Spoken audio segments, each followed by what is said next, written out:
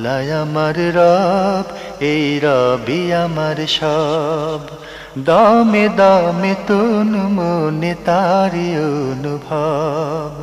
তোমার দুনিয়াতে আমি যেদিকে তাকাই, অথই নিয়ামতে ডুবে আছি সবাই। পাক পাখালির গানে শুনি তসবিহ কলো রব, তসবিহ কলো রব। আল্লাহ আমার রব, এই রবি আমার। আসসালামু আলাইকুম। আলহামদুলিল্লাহ, আসসালাতু ওয়াসসালামু আলা রাসূলিল্লাহ। প্রিয় দর্শক, আপনারা যারা দেশে আছেন প্রবাসে, সবাইকে জানাই অনেক অনেক প্রীতি ও শুভেচ্ছা।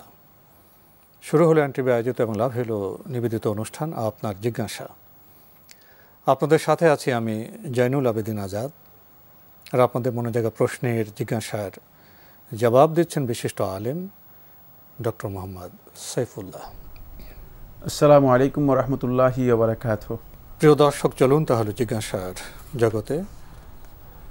শুরুতে একটি ইমেল পাঠিয়েছেন শিউলি জাহান। লিখেছেন, আমরা কাউকে কিছু উপহার দিয়ে নিজের কথা গোপন করি।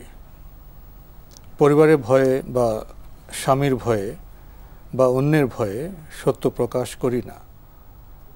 বলি আমি দেইনি, অমুক দিয়েছে, এতে কি গুনাহ হবে? মিথ্যা বলাতে এই কাজের কি সওয়াব পাবো না? আল্লাহর কাছে কি এইভাবে দান বাতিল হয়ে যাবে?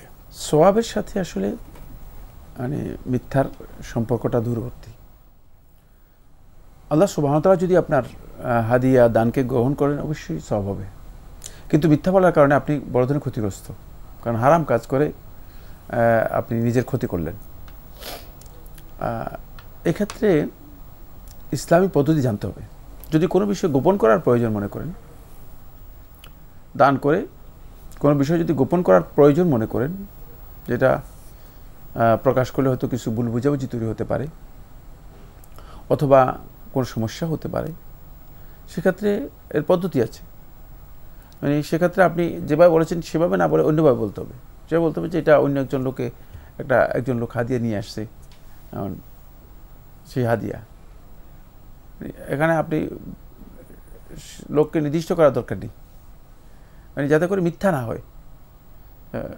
আপনি যখন বলবেন যে লোকে দিয়েছে, লোকদের মধ্যে তো আপনি একজন, সুতরাং আপনার এটা মিথ্যা হলো না।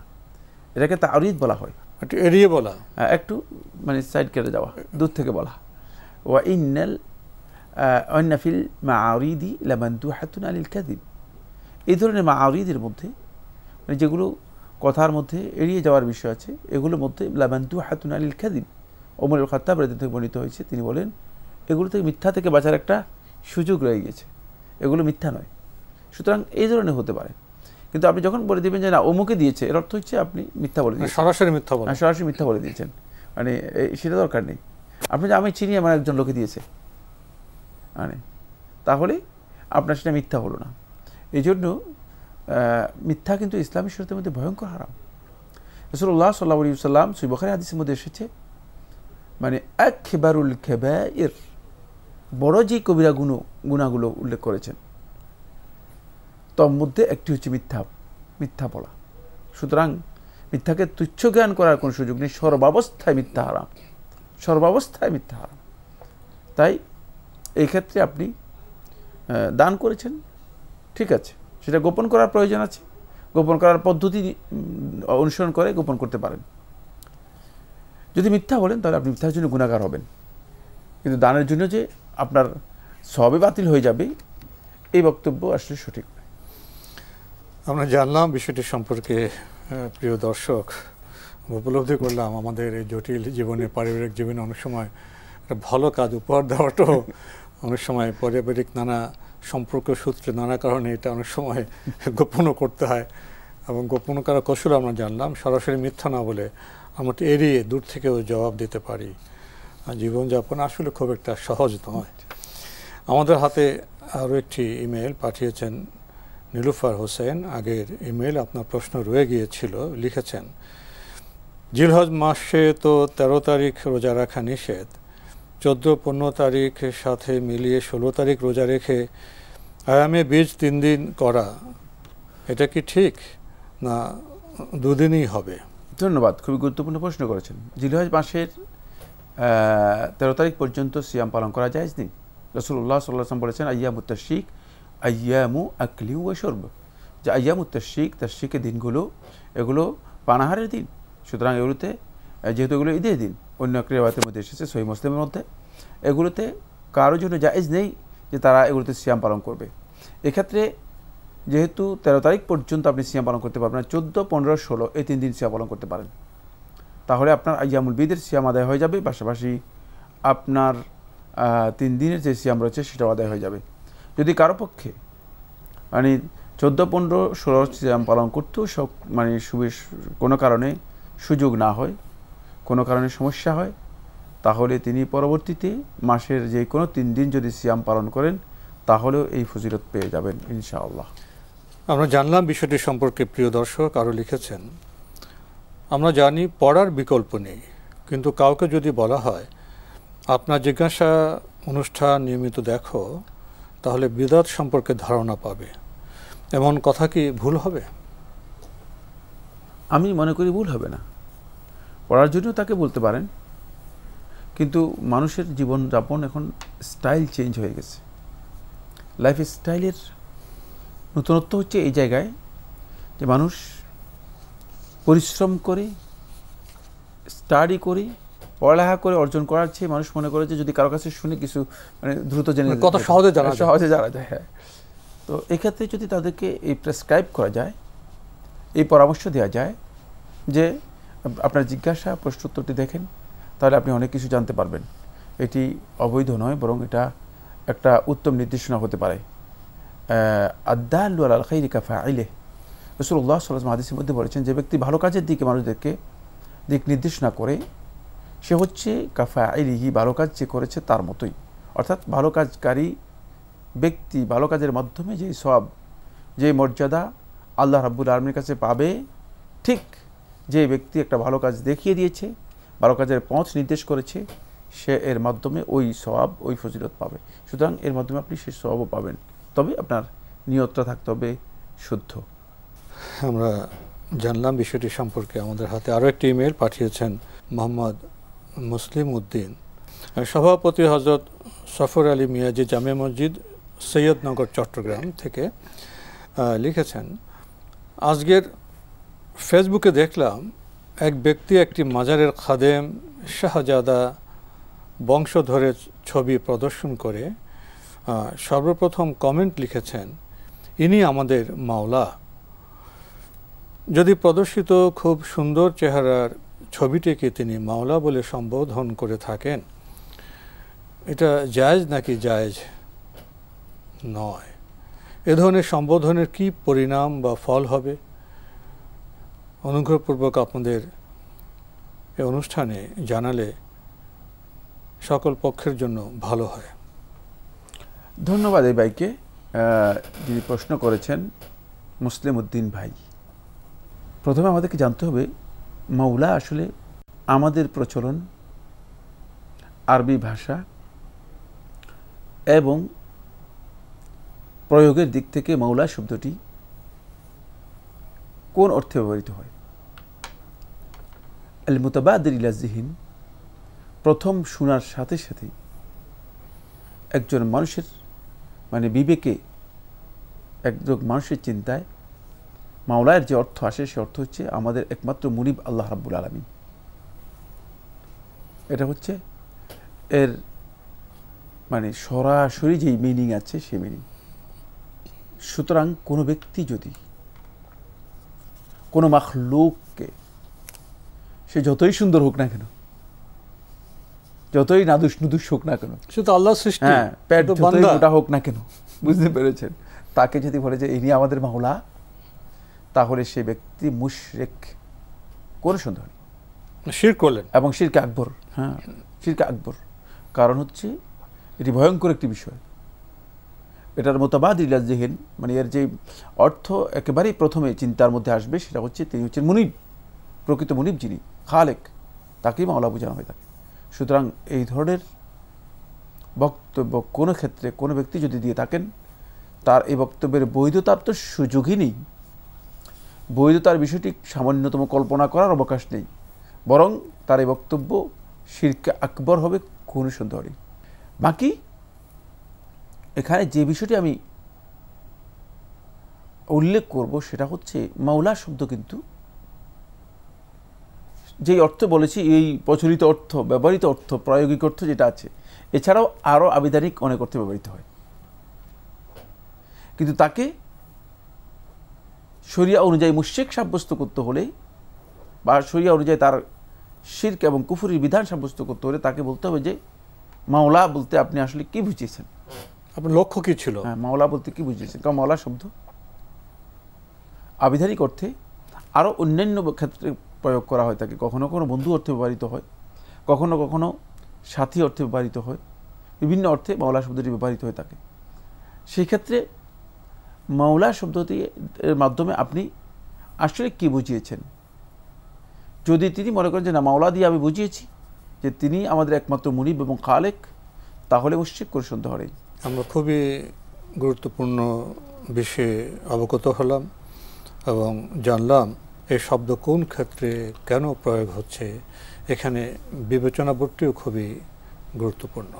আমাদের হাতে একটি ইমেল পাঠিয়েছেন মারিয়াম নদী, লিখেছেন,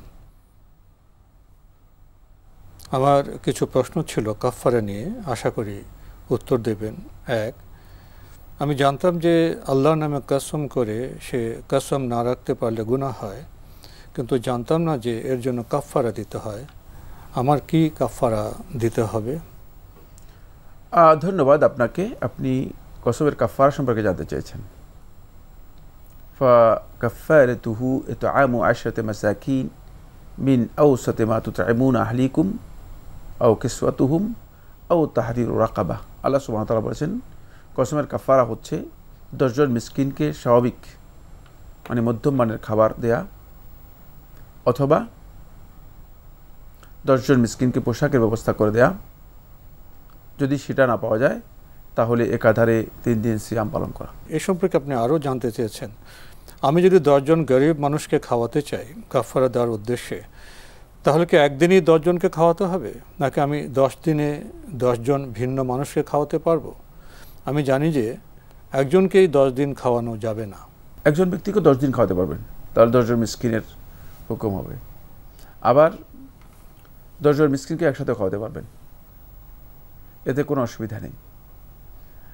এটা 10 জন মিসকিনকে আলাদা আলাদা করেও খাওয়াতে পারবেন। সবটাই উন্মুক্ত? হ্যাঁ, সবটাই উন্মুক্ত। আল্লাহর বিধানের মধ্যে যেটা আল্লাহ সুবহানাহু ওয়া তাআলা কমন বলে দিয়েছেন, না এখানে অহেতুক পেঁচাপেচি করে নিজের উপর কঠিন করা, এটা বনি ইসরাইল ইহুদিদের কাজ।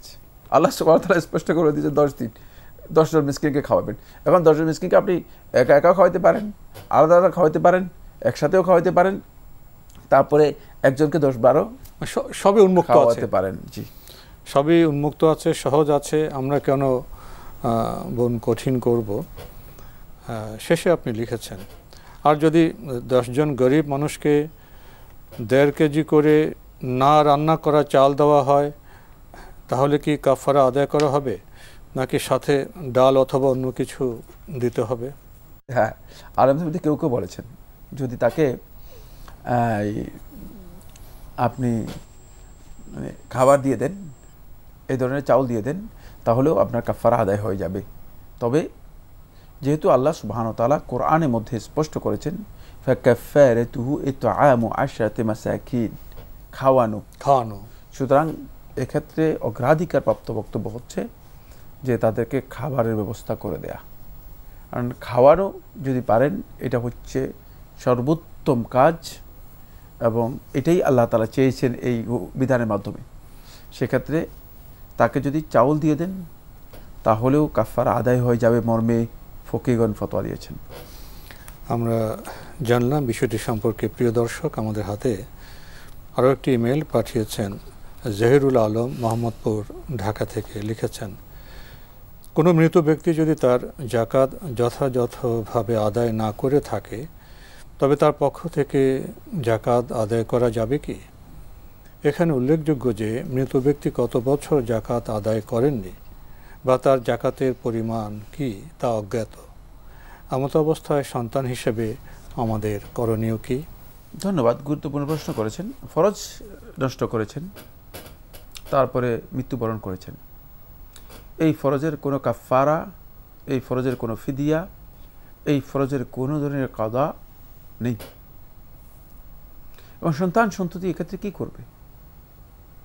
সন্তান সন্ততি এক্ষেত্রে করণীয় একটি বিষয়, সেটা হচ্ছে তারা মৃত ব্যক্তির পক্ষ থেকে অধিক পরিমাণে দান করবে।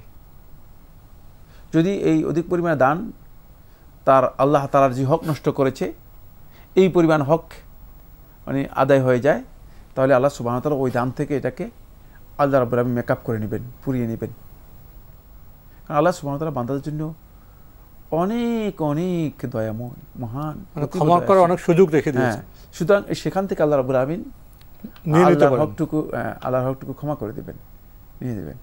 কিন্তু এখানে মানে ফিদিয়া দেওয়ার মতো, এটাকে ওভারকাম করার মতো আলাদা কোনো পদ্ধতি আল্লাহ রাব্বুল আলামিন রাখেন নেই, কারণ আল্লাহর হক নষ্ট করেছে।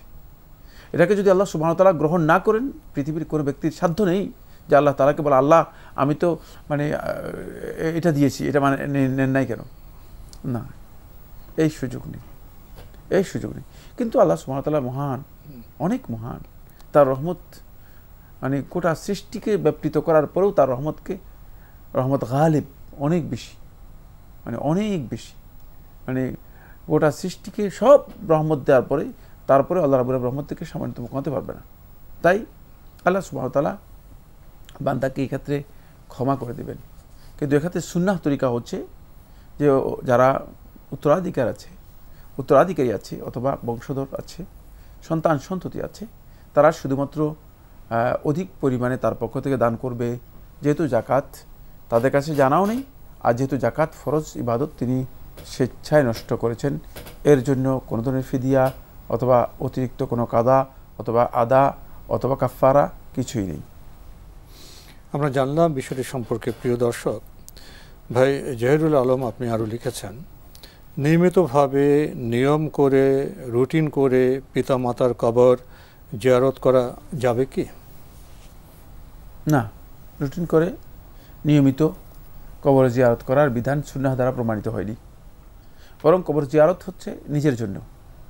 সেক্ষেত্রে আপনি মাঝে মধ্যে যদি মনে করেন যে আপনার অন্তরটাকে আরেকটু নরম বিগলিত করা দরকার, আখিরাতকে একটু স্মরণ করা দরকার, মনে মনে এমন উপলব্ধি আসছে যে আমার অন্তর কঠিন হয়ে যাচ্ছে, তাহলে আপনি যাবেন, একটু কবর জিয়ারত করবেন, স্মরণ করবেন যে আমার পিতা, আমার মা, আমার আত্মীয় এখন বারজাখি হায়াতে চলে গিয়েছে, নিজের অন্তরটাকে নরম করার জন্য চেষ্টা করবেন, সেটা আপনি করতে পারবেন। কিন্তু পিতামাতার জন্য যদি আপনি নিয়মিত দোয়া করেন, সেটা আপনার জন্য জায়েজ আছে। এর জন্য কবরের সামনে যেতে হবে না, কবর জিয়ারতও করতে হবে না। আমরা জানলাম বিষয়টি সম্পর্কে। প্রিয় দর্শক, আমাদের হাতে আরও একটি ইমেল পাঠিয়েছেন আলেয়া আখতার, লিখেছেন, আপনাদের এই অনুষ্ঠানটি আমার খুবই প্রিয়। 3টি প্রশ্ন পাঠালাম, আশা করি উত্তর দিয়ে উপকৃত করবেন। প্রশ্ন 1, মৌতের আযাব বা কষ্ট লাঘবের জন্য একটি দোয়া আছে শুনেছি, দয়া করে দোয়াটি বলবেন। মৃত্যুর কষ্ট লাঘবের জন্য ইমানদার ব্যক্তিগণ প্রথমে যে কাজ করবে সেটা হচ্ছে নিজেদের ইমানকে মুনাফিকি মুক্ত করতে হবে। শিরক এবং মুনাফিকি মুক্ত ইমান যদি হয় থাকে, তাহলে ইমানদার ব্যক্তির বারা ইবনে আজিব রাদিয়াল্লাহু আনহু বর্ণিত হাদিস সহিহ মুসলিমে এসেছে, ইমানদার ব্যক্তি শুধুমাত্র সহজভাবে মৃত্যু লাভ করবে, সহজভাবে ইমানদার ব্যক্তি মৃত্যু লাভ করবে।